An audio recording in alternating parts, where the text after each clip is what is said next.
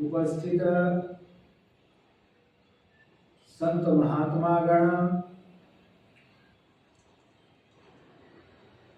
और यंत्र के माध्यम से जुड़े हुए हमारे प्यारे भाइयों और बहनों, आप सब लोगों के चरणों में मैं प्रणाम निवेदित करते हुए सत्संग का प्रारंभ करता हूँ। हम लोग सत्संग प्रायः करते ही रहते हैं, क्योंकि हमारे गुरु महाराज जी का जो मूलक उपदेश है वह सत्संग नित और ध्यान नित रहिए, करत संलग्न हो, व्यभिचार चोरी नशा हिंसा झूठ तजना चाहिए। यह हमारे गुरु महाराज जी का मूल सूत्र है, मूल उपदेश है।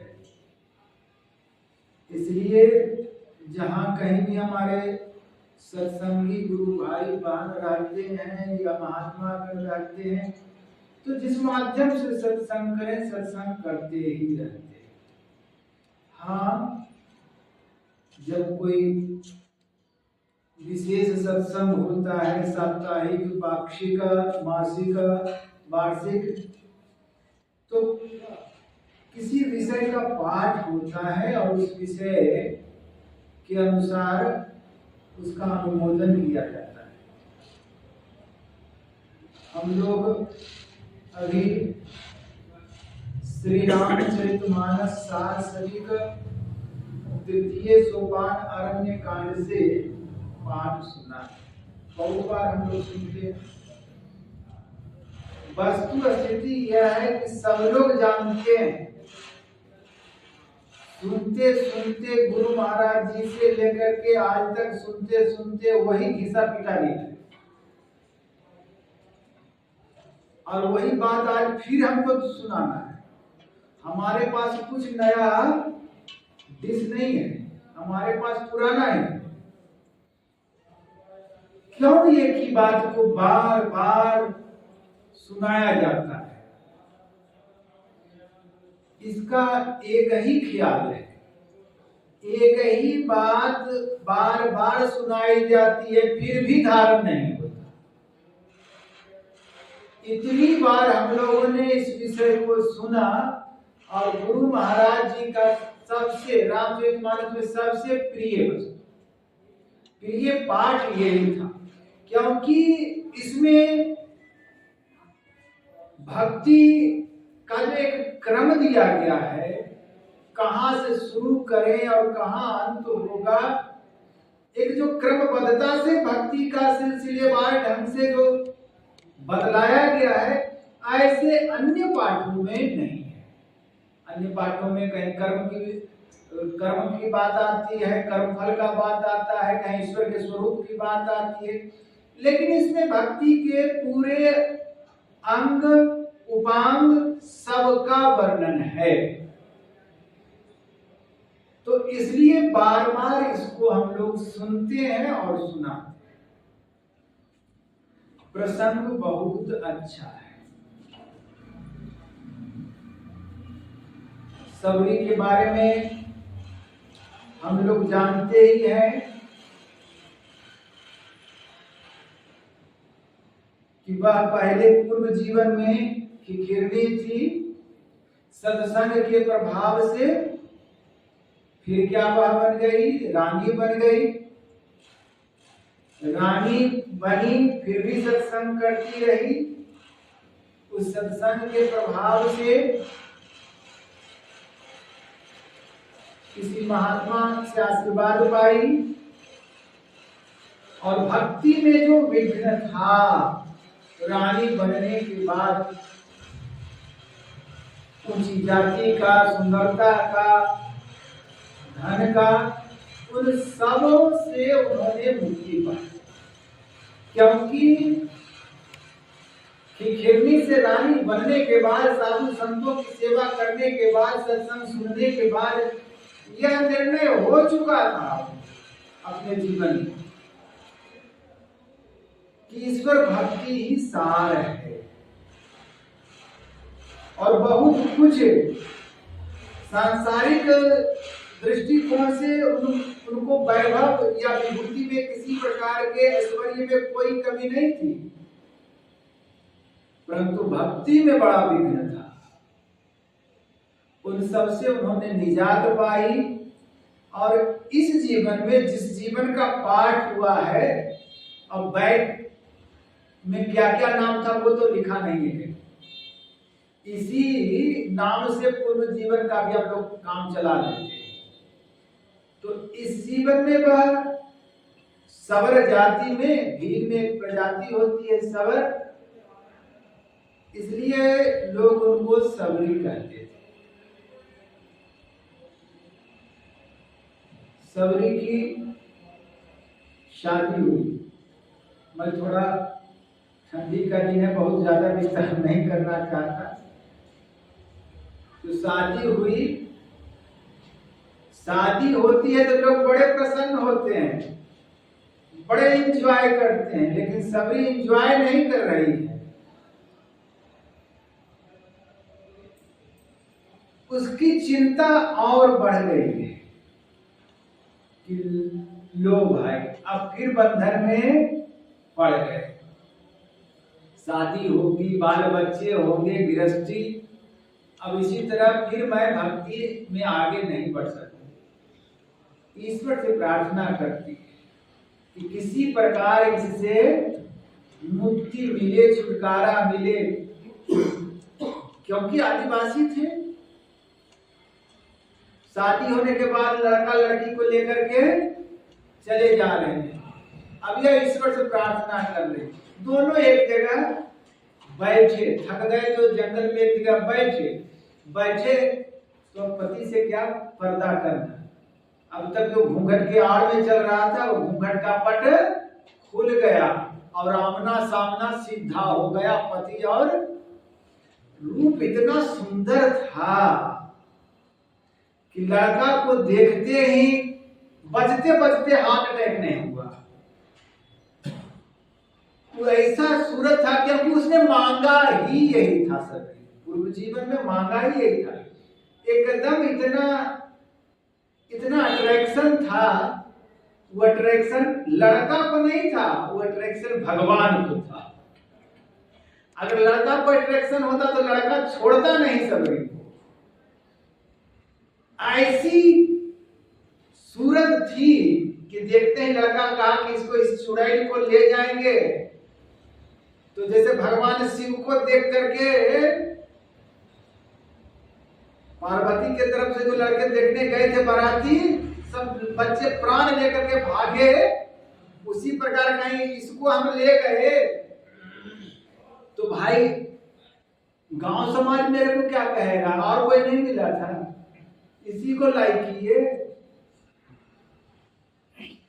बहुत सारा था, लेकिन अब लड़का सोचता है कि इससे पीछा छूटे, लड़की सोचती यानी सबरी सोचती है कि इससे पीछा छूटे। अब जो इच्छा करी हो मनमाही, हरि प्रसाद कछु दुर्लभ नाही। जाकी भावना रही जैसी, प्रभु मूर्ति देखें तिन तैसी। अब दोनों अंदर अंदर प्रार्थना, दोनों ईश्वर से प्रार्थना कर, दोनों की प्रार्थना की दिशा दो है, लेकिन दोनों छूटने की ही प्रार्थना कर रहे हैं। भगवान ने कहा जो जैसी तुम्हारी इच्छा भाई। लड़का लंबे लंबे पांव करके जंगल पार, लड़की जंगल में रह गई। अब जंगल में क्या करे, महात्माओं की कुटिया थी, क्या करे। महात्मा लोग जिस जंगल में रह के तप करते थे, जल लाने के लिए सरोवर से जाते थे, छिप करके सेवा करने वाला ना कहता नहीं बाबा कुछ सेवा करे कुछ। अरे सेवा करना है तो लाके गड्डी रखना, हाँ और क्या, लाके रख, सेवा करें बाबा। सेवा तू करना ही नहीं चाहता है, और क्या, लाके रख, उसके बाद दिखाते हैं। हाँ तो ऐसे ही बात हो गई। तो कहने का मतलब सबरी कि सेवा की इच्छा थी। महात्मा कहेंगे कि तुम झाड़ू लगा और हमारे पानी ला, कहेंगे नहीं तुम देखो कि तुम क्या कर सकते हो। सबरी छिप कर करके जिस रास्ते से महात्मा लोग जाते थे जंगल में, तो कांटा कुछ जो था सबको बुहार करके रखे। महात्मा को शंका हुई कि कौन बहारता है जंगल।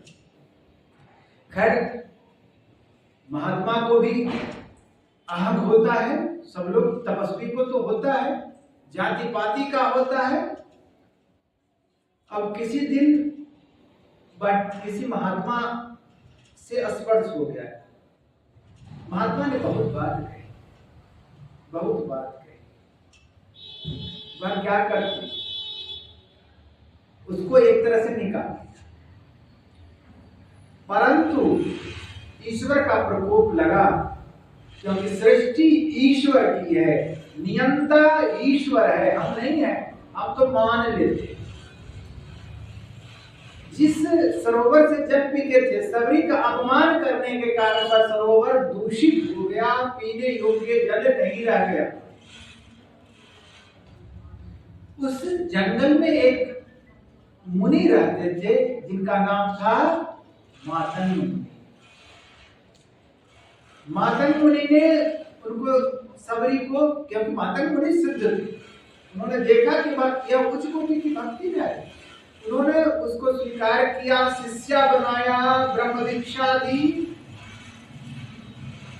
और इस कारण से उस महात्मा को भी अन्य महात्माओं ने, अन्य तपस्वियों ने जात से, यानी महात्मा के समाज से, साधु समाज से बहिष्कृत कर दिया।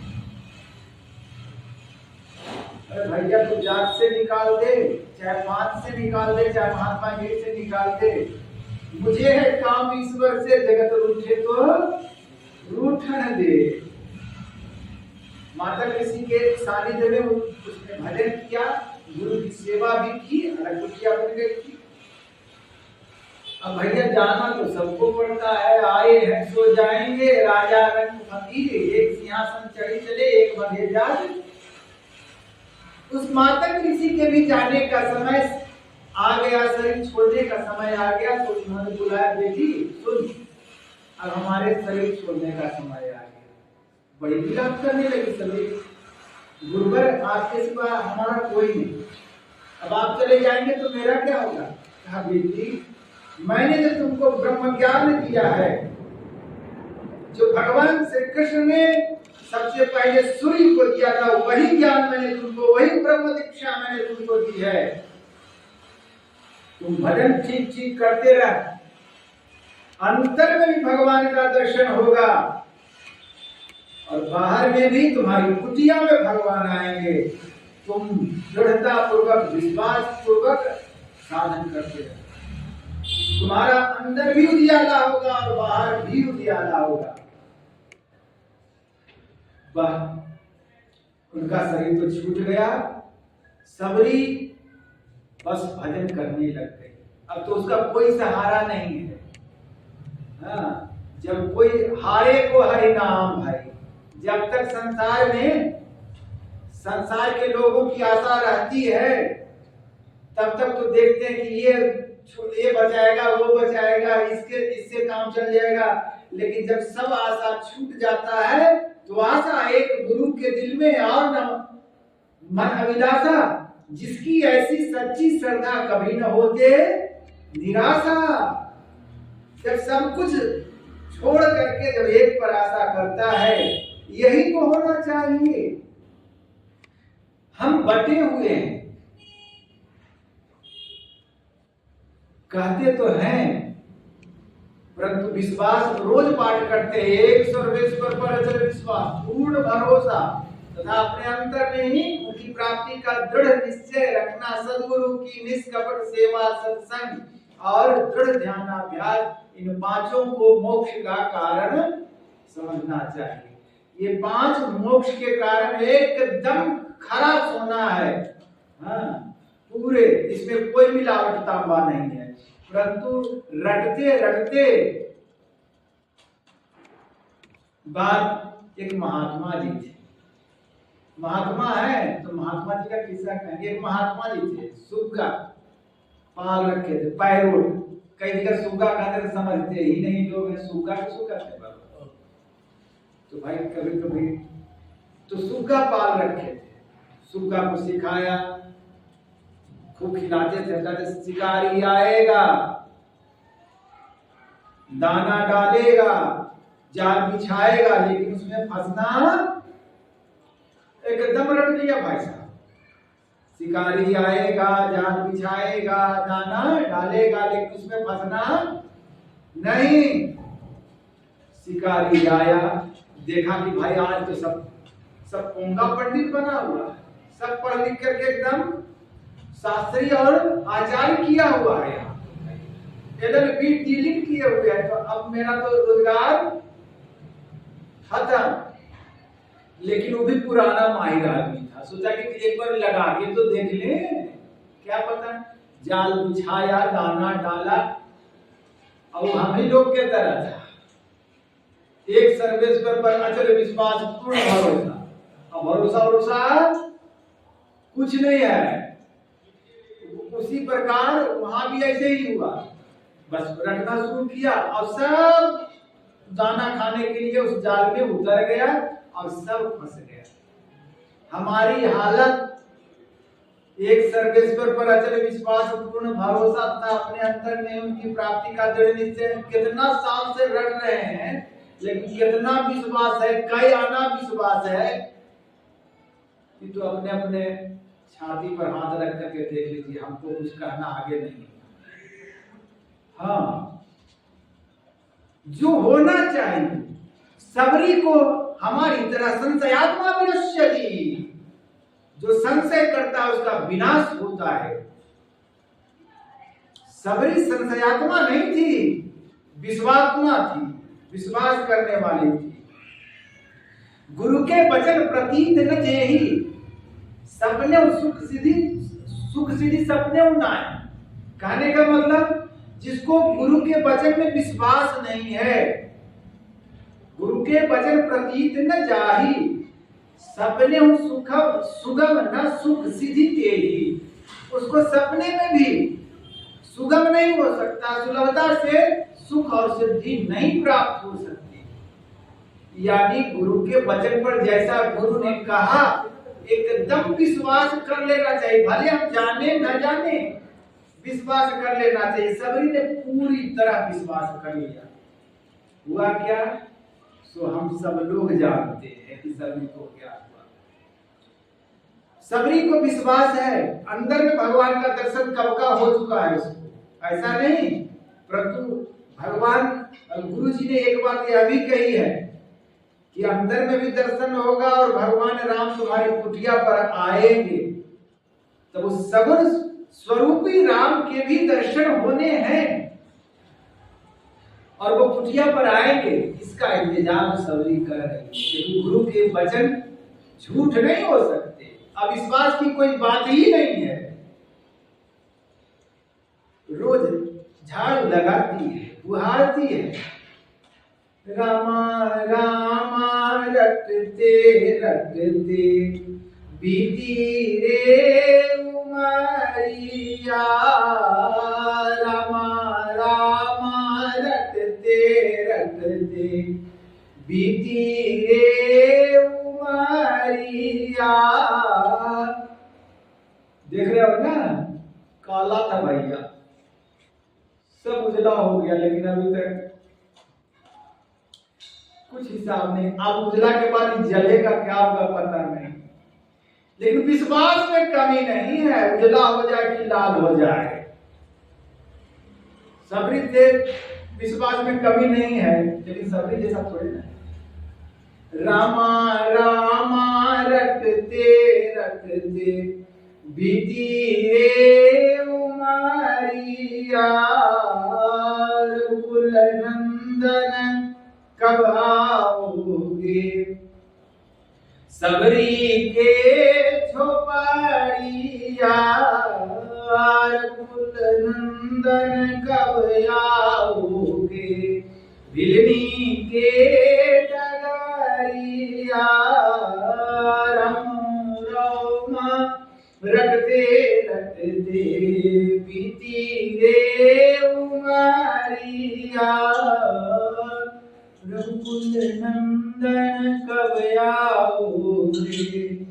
सबरी के झोपड़िया। गुरु मंत्र का जाप करते करते, बिंदु और नाद की साधना करते करते सबरी वृद्ध हो गई। कई जगह गुरुदेव ने भी कहा 10,000 वर्ष तक आशा देखी। हम लोगों को कितना मजबूत होना चाहिए। अभी तो 10 से 20, 50 वर्ष हुआ है, उसको 10,000 लगा था, हमको 10 लाख भी लगे तो कमी है। मतलब निर्धारित तो हो गया कि मिलेंगे। सबरी अधैर्य नहीं हुई कि गुरुजी तो चले गए, गुरुजी गए कहा करके अकेला मुए बाह करके, तो कोई सरकार नहीं है, कह दीजिए तो बस। 10,000 वर्ष तक आशा देखी है।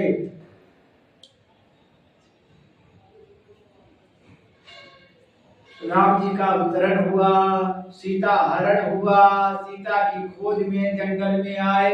राम को पता है कि कौन कौन मेरे आशा में कहां कहां बैठा हुआ है, लेकिन फॉर्मेलिटी निभाते हुए भगवान राम ने उस जंगल में प्रवेश करते, उन्होंने किसी से ये नहीं कहा कौन तपस्वी है, कौन विद्वान है, कौन एलएलबी है, कौन आचार्य, ये नहीं पूछा भगवान राम ने। कहा भक्त कौन है, क्योंकि हम हैं भगवान तो हमको तो प्रिय है भक्त। तो भक्त कौन है, तो सबने तो एक ही बात सबरी का नाम लिया। सबरी के पास पहुंच गए। अब सोच सकते हो जिसके लिए एक आंखियां प्यासी थी, 10,000 वर्ष तक इन आंखों में आंख पथरा गई थी, देखते देखते देखते देखते। उस आंख, सबरी की आंख एक ही रूप को देखना चाहती थी, वह राम को देखना चाहती थी। वह नयन किस काम का जो भगवान के रूप को न देखे। ऐसे नयन को तो फोड़ दो सूरदास की तरह। राम लक्ष्मण आ गए और रोज वह जंगल से बेर, जंगल में और क्या मिलने वाला है, वहां का रसमलाई मिलेगा क्या, वहां तो जंगल का फल मिलेगा, वही वो तोड़ करके लाती है। क्या पता आज भगवान आ जाए, क्या पता आज भगवान आ जाए। और आज भगवान आ गए। विश्वासों फल दायक कहा, जो विश्वास करता है वो फलदायक होता है। भगवान राम आ गए, देखा, पूछती है आप कौन। लक्ष्मण ने बताया था। अब राम का नाम ऐसा 10,000 वर्ष तक हाथ कांपते हैं, शरीर काम नहीं करता है, लेकिन फिर भी राम का नाम सुन करके पूरे अंत में बिजली कौंध गई। कितना कौतूहल हुआ होगा जिसके लिए इतनी दिनों से तपस्या की। गुरु के वचन आज जाकर के प्रत्यक्ष हुए हैं। राम को बिठाया। अब जब एकाएक कोई आदमी आ जाता है ना, बड़े आ जाए तो दिमाग काम नहीं करता। उसको कहते हैं, एक शब्द कहते हैं किम कर्तव्य विमूढ़। क्या करें, क्या लावे, क्या आसन लगावे, फल लावे का मतलब दिमाग एडजस्टिंग नहीं कर पाता है। सबरी की वही हालत है, कभी अंदर कभी बाहर, कैसे पानी क्या धोबे, कैसे करें। भगवान तो अपने भक्त का हाल तो जानते हैं। इसमें कितना प्रेम है कहने के लिए तो हम भी करते हैं प्रेम है, लेकिन प्रेम इससे है कि राम से है। ये तो भैया राम को जानते हैं। दुनिया को चाहे जितना नाच नचा लो, दिखा लो, लेकिन राम तो ये हृदय जैसे तिष्ठति, तुम्हारे हृदय में बसे हुए, उससे कहाँ छिपाओगे। सबरी ने बिठाया और प्रसंग कई हैं। कई लोग कहते हैं कि अपने आंसुओं से उनके चरणों को, चाहे जैसे ही तो भक्त के भाव हैं, चाहे आंसुओं से धोया हो या जल से धोया हो, धोया। और जब वो पढ़ी लिखी नहीं है, विनती करती है केहि विधि स्तुति करऊं तुम्हारी, अधम जाति में जड़मति भारी, अधम से अधम अधम अति नारी, तिनमह मायमति मंदे अगारी। यह विनती किसके तरफ से है? सबरी के तरफ। अब भगवान राम चुपचाप सुन ली। वाह भैया वाह, जब तुम ये बात कहत हो तो और हम लोगों का कोई नंबर आएगा क्या? जो नवो भक्ति में पारंगत हैं, कुशल हैं, हमारे स्वरूप के सही स्वरूप को जानते हैं, तत्व रूप से जानते हैं, आत्मज्ञानी है, और वो कह रही केहि विधि स्तुति करऊं तुम्हारी, अधम जाति में जड़मति भारी। मैं आपकी स्तुति किस प्रकार करूं? मैं कुछ पढ़ी लिखी तो नहीं हूं। केहि विधि स्तुति करूं तुम्हारी, अधम जाति में, मैं छोटी जाति की हूं। भाई सीधा सीधी बात, भगत छुपाता नहीं भैया, जो है सो है। अधम जाति में जड़मति, अब बहुत तेज दिमाग के नहीं है, जड़ बुद्धि वाली, इंटेलिजेंट नहीं है। हाँ, तो कहा भाई अधम जाति में जड़मति भारी, उतना ही नहीं, अधम से अधम अधम अति नारी। कहा भाई एक तो नारी जाति है, उसमें भी अधम से अधम अधम तीन बार लगा, तीन माह, उसमें भी तीन माह मायमती मंदे अघारी, उसमें भी वे मंद बुद्धि की। भगवान राम ने पूरी बात मौन होकर के सुन ली। उसके बाद भगवान राम ने बोलना शुरू किया। कह रघुपति सुनो भामिनी बाता, अब मानव एक भगति कर नाता।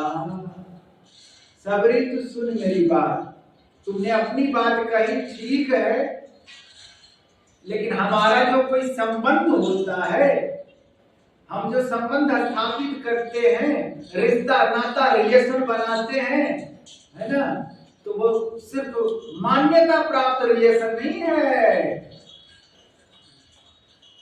संबंध कई प्रकार के होते हैं। एक खून का संबंध होता है, एक संबंध मान्यता का, हाँ हमारे मुंह बोला भाई है, मुंह बोला, ये मान्यता प्राप्त संबंध है।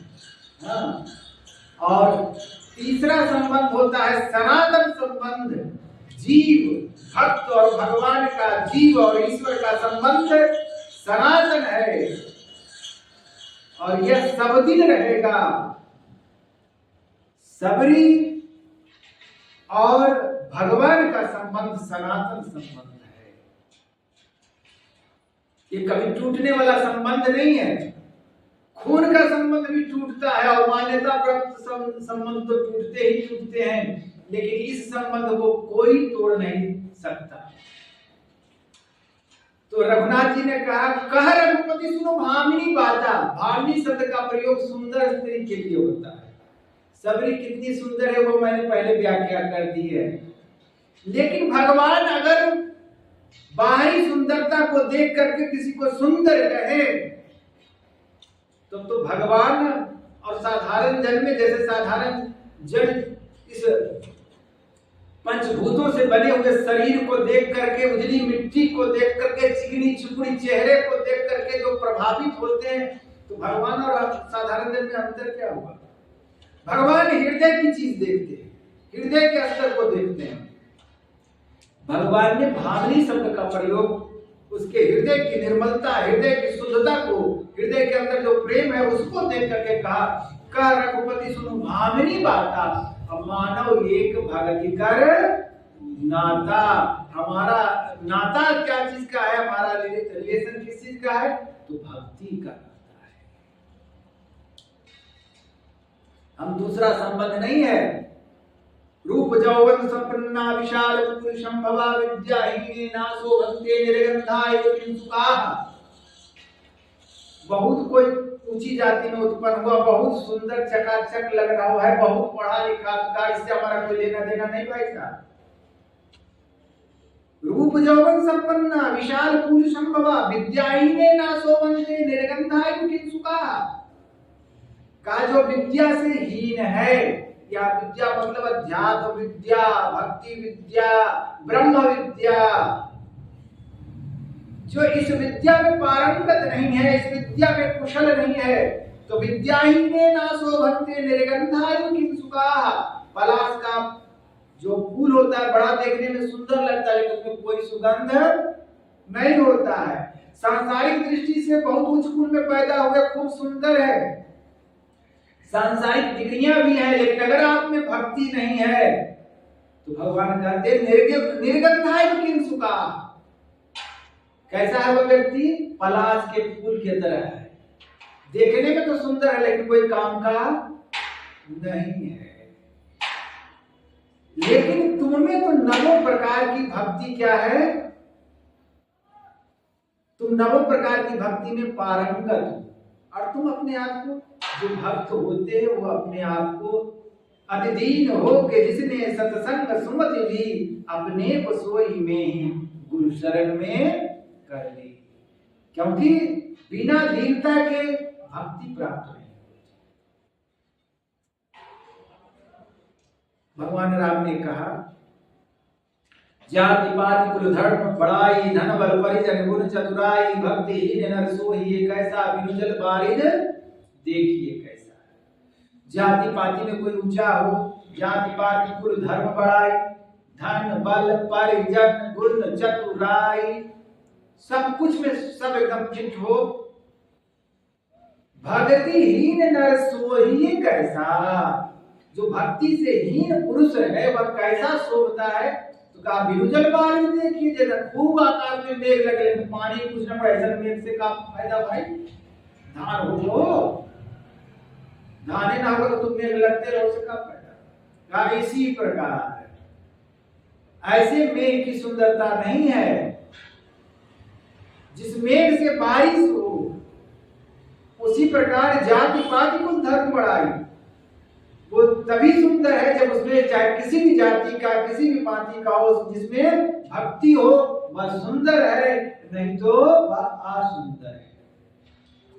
अब भगवान राम ने, देखो भाई, पूरी तरह इस बात को कंफर्म कर लो कि सबरी में किसी प्रकार की कोई कमी नहीं है, परंतु लोक उपकारार्थ, लोक संग्रह के ख्याल से, यानी हम अज्ञ जनों के उपदेश के लिए भगवान श्री राम ने शबरी को माध्यम बना करके उपदेश किया है। कोई वक्ता, कोई श्रोता तो होना चाहिए, उपदेश कैसे करेंगे?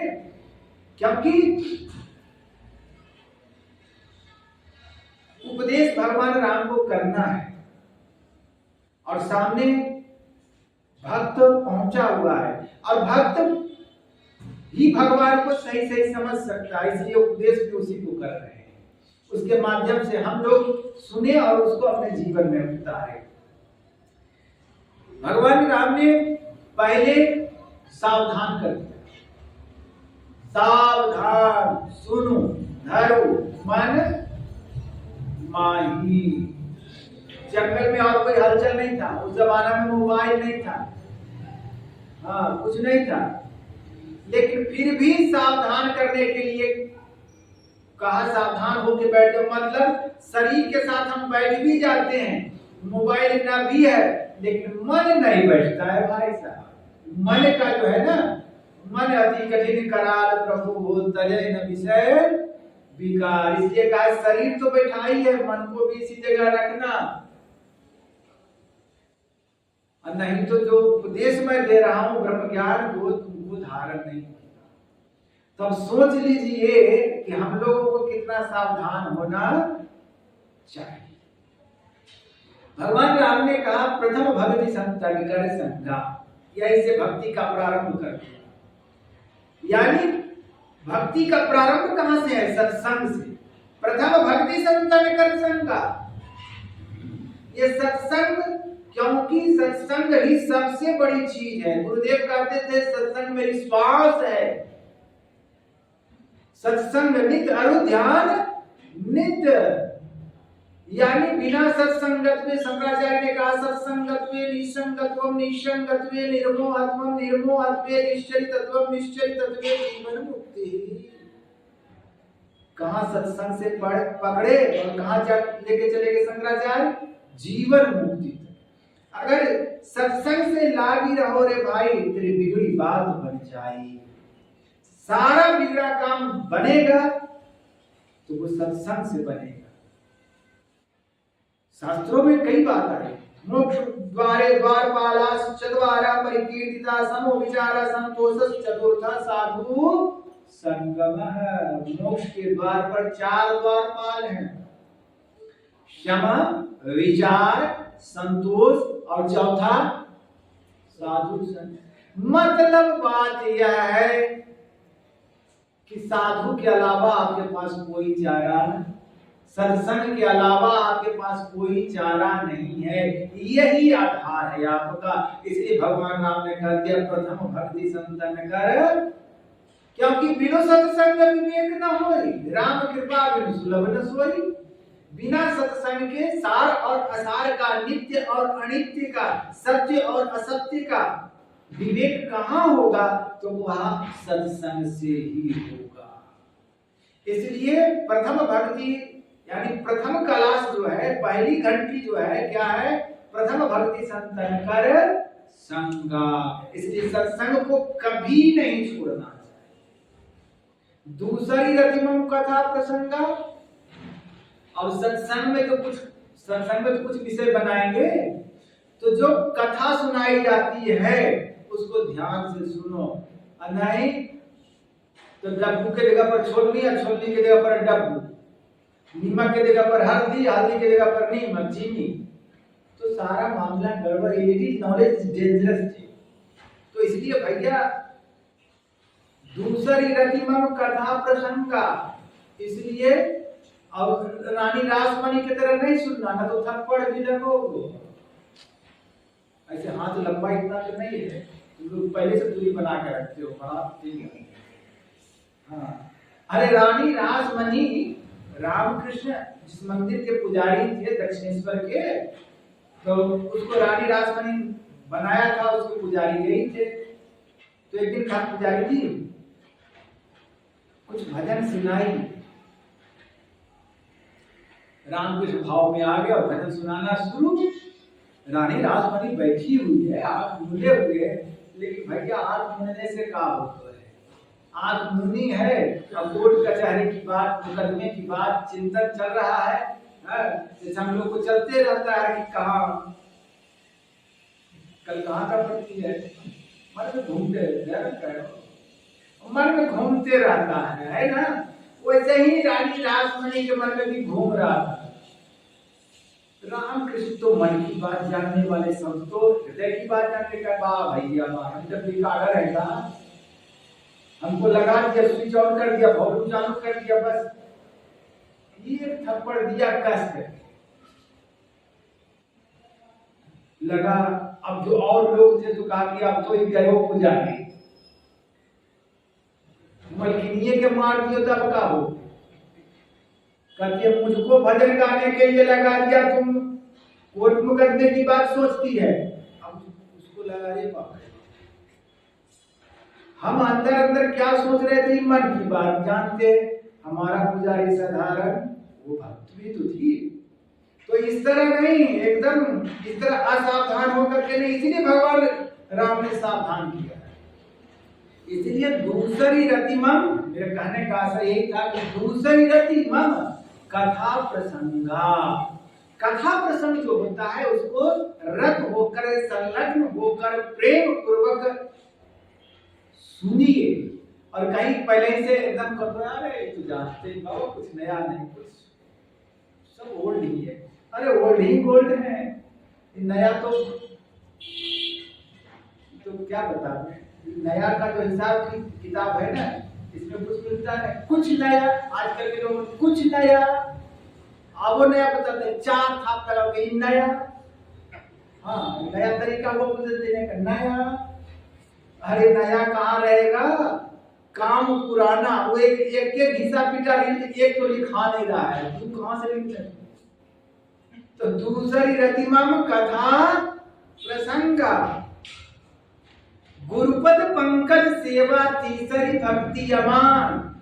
गुरु के चरणों की सेवा करो नोट के लिए नहीं। शर्त लगाया, भक्ति बता रहे हैं राम जी, शर्त लगा लगा के बता। प्रथम भक्ति संतन कर, सत्संग तो करो, लेकिन किसका? प्रथम भक्ति संतन के साथ अटैच किया आपको। दूसरी रतिमन कथा, कथा प्रसंग सुनो, कैसे अटैच किया? रथ के साथ संलग्न होकर के। अब तीसरा भी शर्त कर दिया है, बांधा है राम जी ने। ऐसे नहीं खुला समाज की तरफ भागते रहो, नहीं, एकदम कस दिया। गुरु पद पंकज सेवा, गुरु के चरणों की सेवा तो करो। तीसरी भक्ति अमान, कुछ मान लेकर के ना करो। हाँ, उत्तराधिकारी कोई कमी है का? हाँ, लंबा थोड़ा सही है, अरे ठीक है। तो कहने का मतलब इस ख्याल से नहीं, मान नहीं चाहिए, अमान होकर के। अगर मान चाहोगे, सुतैसना वितैसना लोकैसना, अगर ये ऐसनाएं हैं आपके अंदर, तो संभव है दाया बाया करके ये चीजें तो मिल जाएगी। लेकिन जो अंदर का माल है, समझा में ही लखा नमूना, बात है सत्य हित की, उसमें से कुछ हिस्सा नहीं मिलेगा। गुरु की सेवा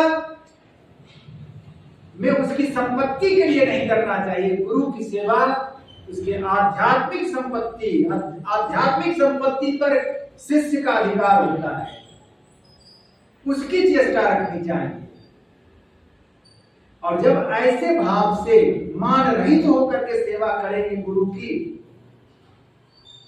तो गुरु कुछ कहे या ना कहे, आपको अवश्य ही मिलेगा। समर्थ रामदास जी थे। रामदास जी एक बार अपने शिष्यों के साथ जा रहे थे, तो जाते जाते एक जगह एक कुआं था, सूखा कुआं था, और उसके किनारे में एक बहुत बड़ा पेड़ था। उसकी डाली के पत्ते सब जो है ना, कुएं में गिरते थे। तो शिष्यों से कहा, भाई इसका डाल जो है कोई काट दे। और डाल ऐसा था कि काटने वाला कुआं में गिरने वाला है। कौन प्राण दे? सब गुरु जी, सब तुम्हारा, तन मन धन सब तुम्हारा, लेकिन भैया प्राण तो अपना बचा करके रखना पड़ेगा ना। तो भाई कोई नहीं, उसमें से एक शिष्य था, वो चढ़ गया पेड़ पर, काटने वाला लिया और काटना शुरू किया। समर्थ ने कहा, अरे ये क्या कर रहा है? डाल कटेगी तो कहां जाएगा तू? ये तो कुएं में गिरेगा तू, तुमको मरने का डर नहीं है, उतर जा। कहा, गुरुदेव तुम्हारी कृपा तुम्हारी रघुनंदन जानई, भगत भगत युर चंदन। जिस गुरु के बल पर संसार सागर पार होने का मैं भरोसा रखता हूं, विश्वास रखता हूं, जो संसार सागर पार कर सकता है, भवनिधि पार कर सकता है। एक जी छोटा सा कुइया, ये कुइया पार ना करोगे तो कहा, तुम्हारा अगर ऐसा विश्वास है तो काटा तो काटेगा तो पेड़ के सहित हाहाकार मच गया, हो गया गुरु चला, सब आदमी चला काट हो गया तो बन गया चला। लेकिन जब डाल हटाया गया, जब उसको निकाला गया, तो उसकी समाधि उस गुफा में, उस कुएं में ही लग गई। गुरु के वचन प्रतीत न जेहि, सपने सुगम न सुख सिद्धि तेहि।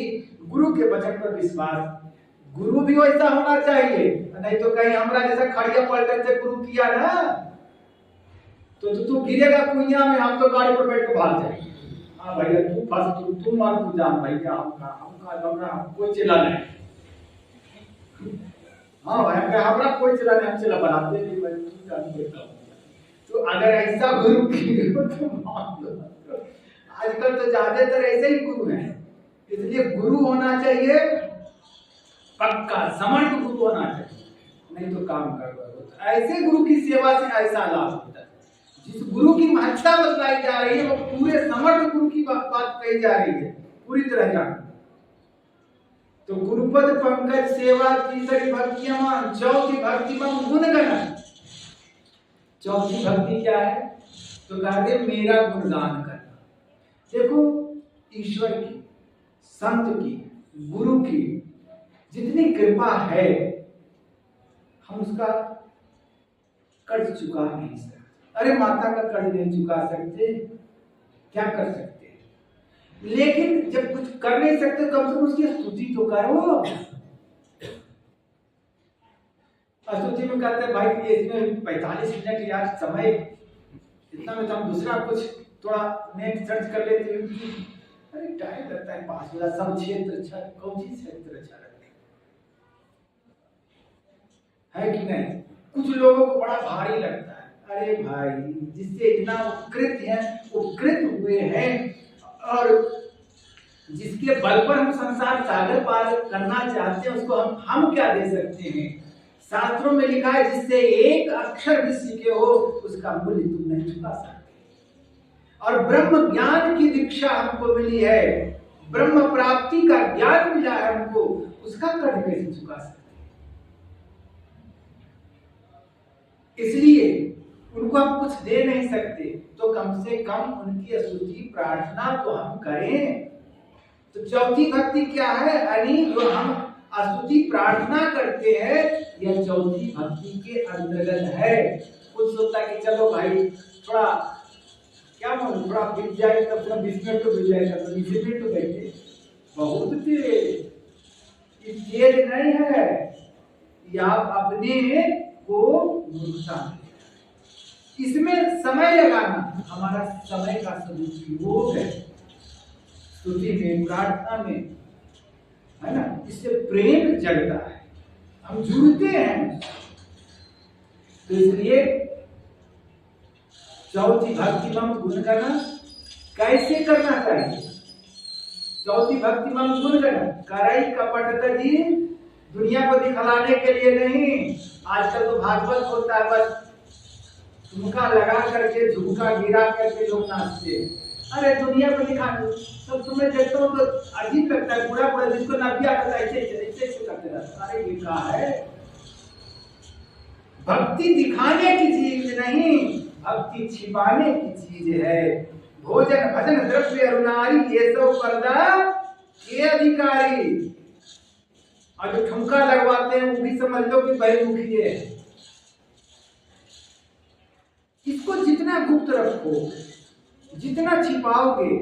अच्छा कोई अपना एटीएम नहीं दिखाता कि देख लीजिए मेरे को 4 लाख, सब छिपा छिपा, कोई से कुछ नहीं, हमारे पास कुछ नहीं भाई। क्या तो तुम्हारे पास कुछ नहीं है, अब आप भक्ति दिखलाने की चीज है क्या? इसलिए जितना इसको गुप्त रखा जाए उतना ही जब पल्लवित पोषित होता है, यानी उतना ही फलेगा अंदर से। इसलिए इसको छिपाओ। दुनिया अगर कहे भी भगवान भी मान ले तभी अपने को ना मानो, नहीं तो अगर कहीं गोलगप्पा होता है ना उसके तरह अगर खुल गए ना तो गोलगप्पा तुरंत फूटी हो जाता है। तो वैसा नहीं, अपने आप को, इसलिए गुरुदेव ने कहा थी दीन हो, विनम्र होकर के। इसलिए चौथी भक्ति मम गुणगण करई कपट तजी गान, कपट छोड़ करके, दुनिया को दिखलाने के लिए नहीं, कपट रख करके नहीं, सब कुछ समर्पण कर गुरु की सेवा करनी चाहिए, ऐसी भावना होनी चाहिए। तो ये हो गया चौथी भक्ति। अब आ जाइए पांचवी भक्ति में, मंत्र जाप मम दृढ़ विश्वासा, पंचम भजन सुवेद प्रकाशा। अब हमारी साधना का प्रारंभ यहां से होगा, मंत्र जप से। ये है तो स्थूल भक्ति। यज्ञानाम जब यज्ञोस्मि, भगवान श्री कृष्ण ने गीता में कहा यज्ञों में मैं क्या हूं? जप यज्ञ हूं। यानी इस जप को भगवान कृष्ण ने कहा यज्ञ की संज्ञा दी। मतलब जब कोई दूसरा नहीं, मैं ही हूं, ये तो बताना चाहे विभूति योग में, ये मैं हूं। यानी जब को अगर आप जड़ समझते हैं तो वो जप आपको फल नहीं देगा। गुरु के द्वारा प्रदत्त मंत्र है, यह मंत्र को चेतन समझिए, शक्तिमान समझिए, ऊर्जावान समझिए और तब उस भाव से जपिए। सबरी को इसी नाम के जब से सफलता मिल गई, सहदेव को इसी से मिल गई, दयाबाई को इसी से मिल गई, जनाबाई को इसी से मिल गई, हमारे गुरुदेव को इसी जब से मिल गई। और हमको अगर नहीं मिल रही है तो कहीं न कहीं उस जप में हमारी कमी है, विश्वास में कमी है।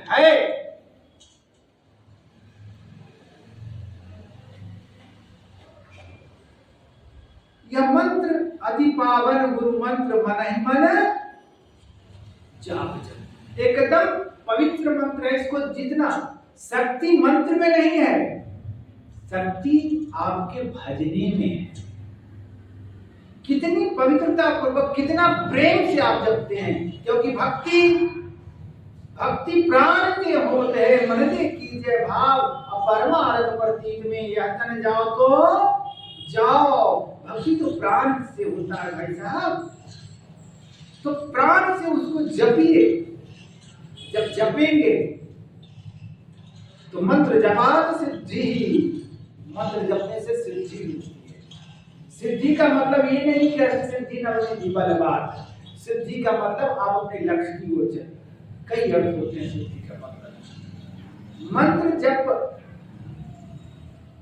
कहते हैं, शास्त्रों में आया, अच्छा चलो, तो जप को पवित्रता पूर्वक, एकाग्रता पूर्वक, प्रेम पूर्वक अगर जपेंगे तो आप देखेंगे सच्चाई पूर्वक, यहाँ झूठाई नहीं। कोई देखे तो देखे कि रुपये से आ गया, अरे भाई ऐसा नहीं, एकदम ऐसा बना लो कि सोबत जागत उठत बैठत तुमको विहीन नहीं तारा, जिन जिन जंतर निस्दिन बाजे जमजालिम पतिहारा।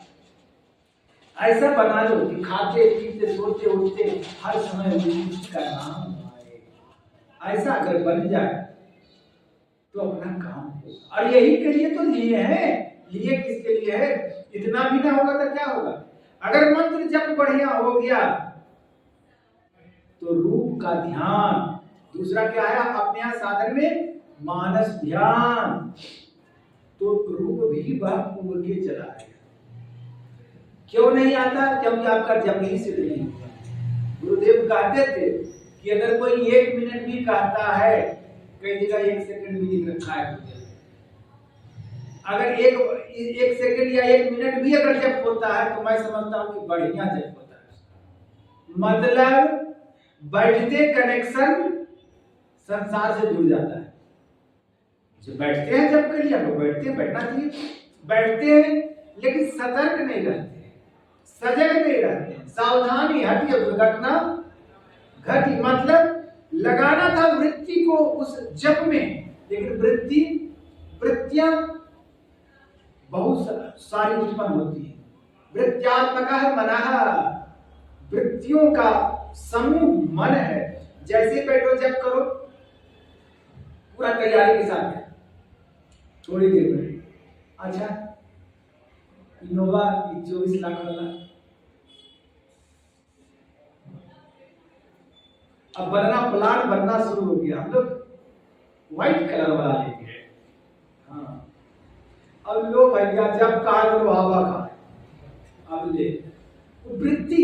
यहाँ इतना सजग रहना है। तो साधक मतलब तो सदा हुआ, साधना करो कि साधु, मतलब मन रोज पटका मारता है, रोज हाथ गोड़ तोड़ देता है हमारा, लेकिन फिर भी हम नहीं सुधरते।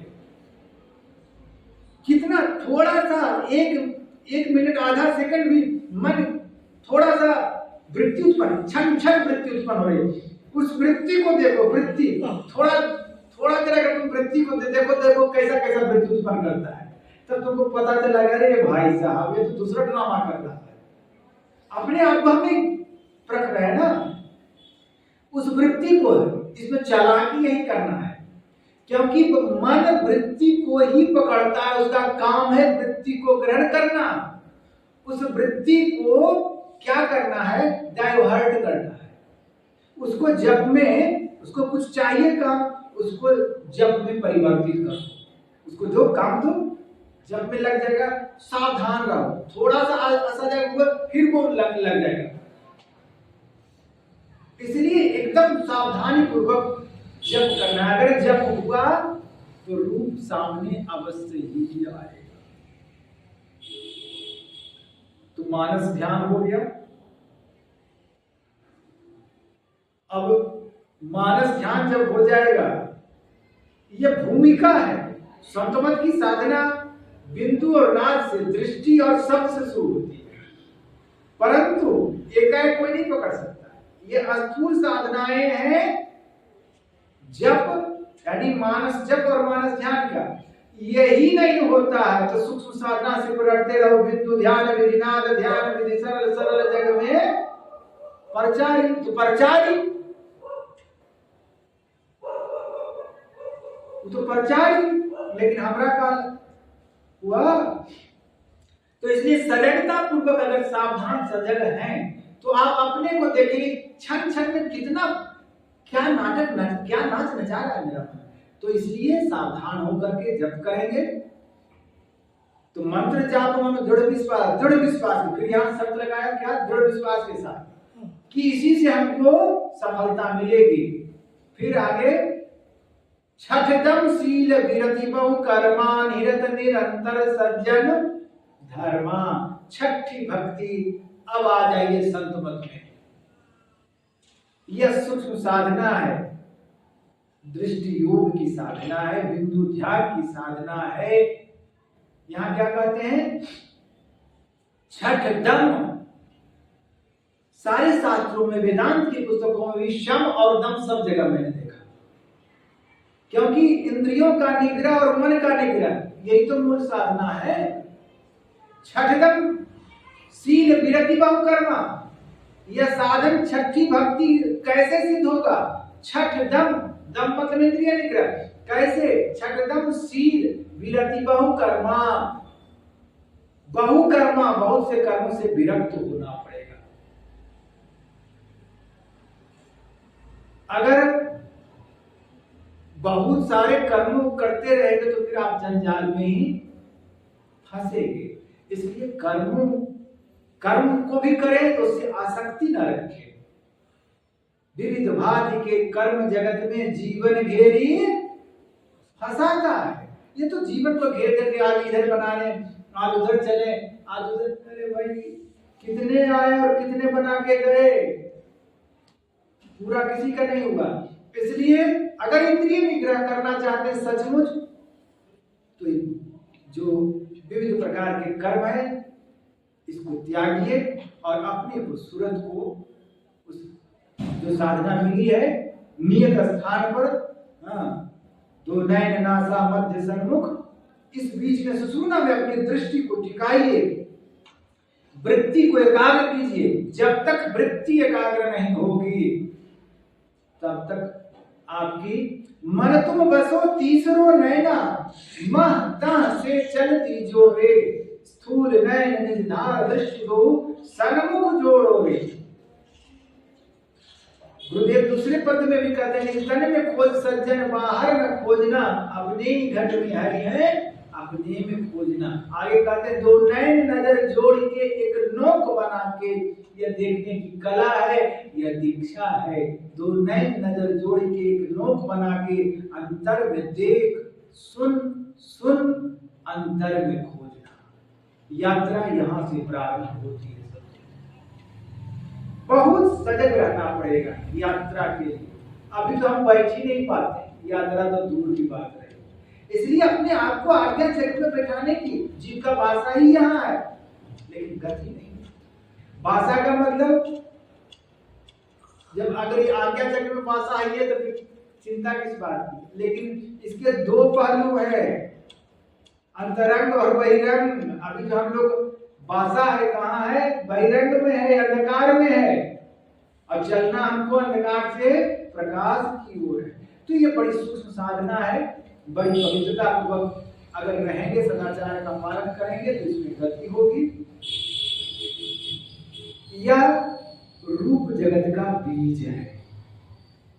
साधना करते करते कोई पाता है तो जहां से सृष्टि हुई है, रूप जगत की का प्रसार हुआ है, वहां तक आप।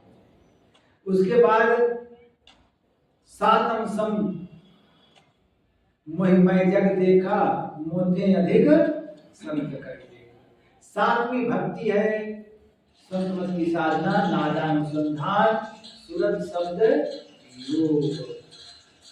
ये सुरत शब्द योग गुरु महाराज जी कहते हैं लड़कपन का, नादानुसंधान लड़कपन का खेल नहीं है। जो यम और नियम से हीन है, यम नियम का सार अगर जाने तो जो ये पंच पाप का त्याग करते हैं, यही यम नियम का सार है। यूं तो सत्य हिंसा सत्य परिग्रह और ब्रह्मचर्य, इसको यम कहते हैं। नियम सोच संतोष तप स्वाध्याय और ईश्वर प्रणिधान, इसको नियम कहते हैं। सार रूप में इतना ही है कि पंच पापों का त्याग करना, यानी पहली सीढ़ी अष्टांग योग की पहली सीढ़ी है यम और नियम।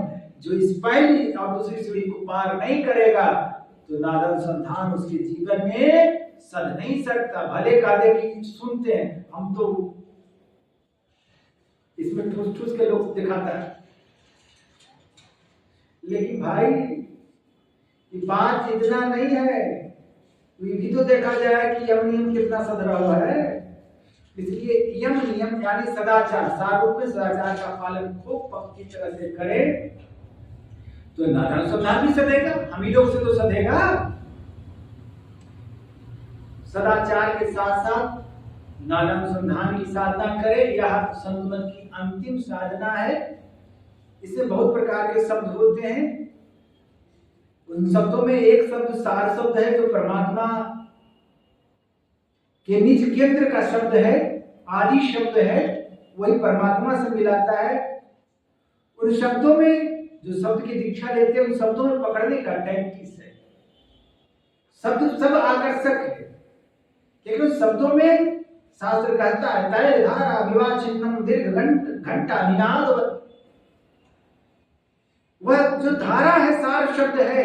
जैसे तेल की धारा टीना से गिराते हैं तो अटूट बहते रहती है, कहता वही उसी प्रकार वह उन शब्दों में से एक सार शब्द को जो पकड़ते हैं, वह शब्द उसी प्रकार है, अटूट है।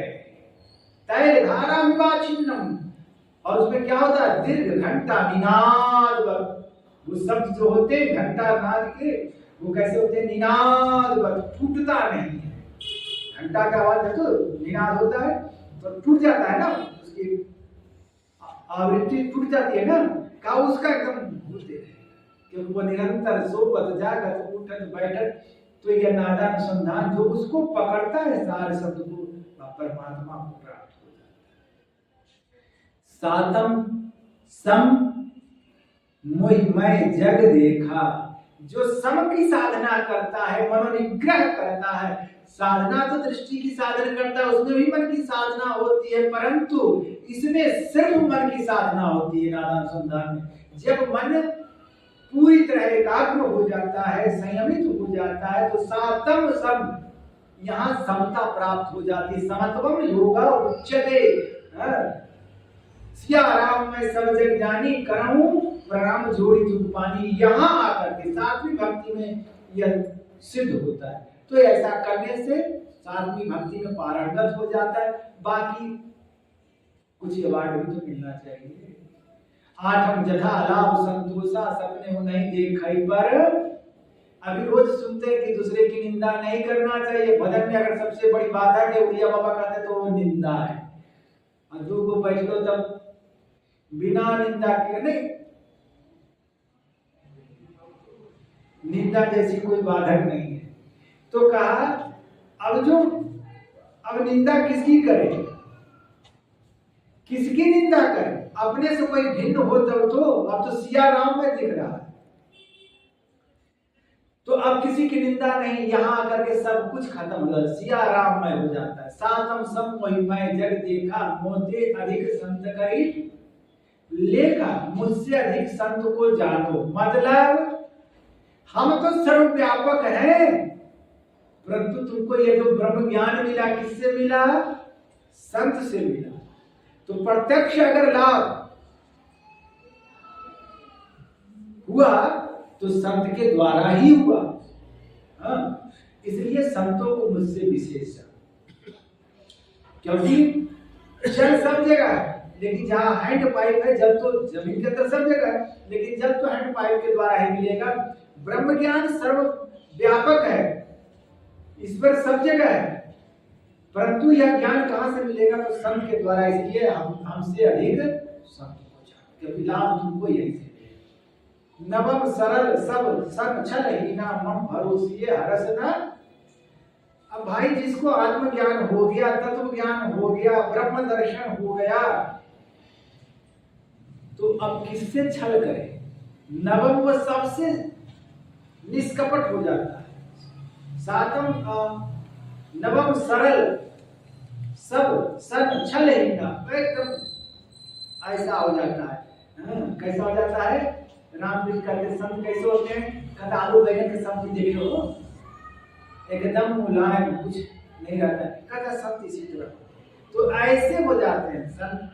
और ये ऐसा होना मतलब मुक्ति को प्राप्त करना, ब्रह्म का दर्शन कर लेना, यही भक्ति का क्रमवार है। मैंने संक्षेप रूप से आपको बतलाया, विस्तार बहुत है। तो इस प्रकार से भजन करते रहेंगे क्रम से, तो हम लोग किसी न किसी जीवन में, ये तो आशा इसी जीवन का रखना चाहिए, है कि नहीं? एकदम कमर कसना चाहिए और उसी आशा से काम करना चाहिए। और अगर कुछ करेंगे तो बिना कुछ प्राप्त हुए रह नहीं सकता, प्राप्त होता है। तो इसलिए दृढ़ता पूर्वक, विश्वास पूर्वक भजन करते रहिए। अवश्य ही जैसे सबरी को मिला, एक खिखरनी से सबरी राम को पाली, अंदर भी पाली, बाहर पाली। हम तो खिखरनी से नहीं आए, तो हम नहीं, और हमको ऐसे ब्रह्मज्ञानी गुरु मिले, तो क्या हम नहीं प्राप्त कर लेंगे? विश्वास रखना चाहिए और उसी के अनुसार कार्य भी करना चाहिए। कहीं खाली विश्वास है, तो विश्वास थोड़े काम होगा, ऐसा विश्वास थोड़े होता है। विश्वास मतलब कार्य रूप में परिणत होना। तो उसी तरह साधना अभ्यास करें, ध्यान योग करें। ठंडी का दिन है, कंबल ओढ़िए और अंदर बैठिए और ध्यान कीजिए, तो आपको भी जो सबरी को प्राप्त हुआ वो हमको भी प्राप्त होगा, अपना काम होगा, मनुष्य शरीर सफल हो जाएगा। यही उद्देश्य है सत्संग का। सत्संगत्वे से लेकर जीवन मुक्ति तक सभी जीवन मुक्त हो गई। तरी जोग पावक दे हरिपद लीन भई जहाँ, नहीं क्रिया आवागमन से रहित हो गई। हम लोग भी भजन करते रहे तो किसी न किसी जीवन में उस पद को प्राप्त करेंगे और अपना परम कल्याण होगा। इतना कह करके मैं अपने वचन में विराम देता हूँ। हमसे कहने में जो कुछ त्रुटि हुई होगी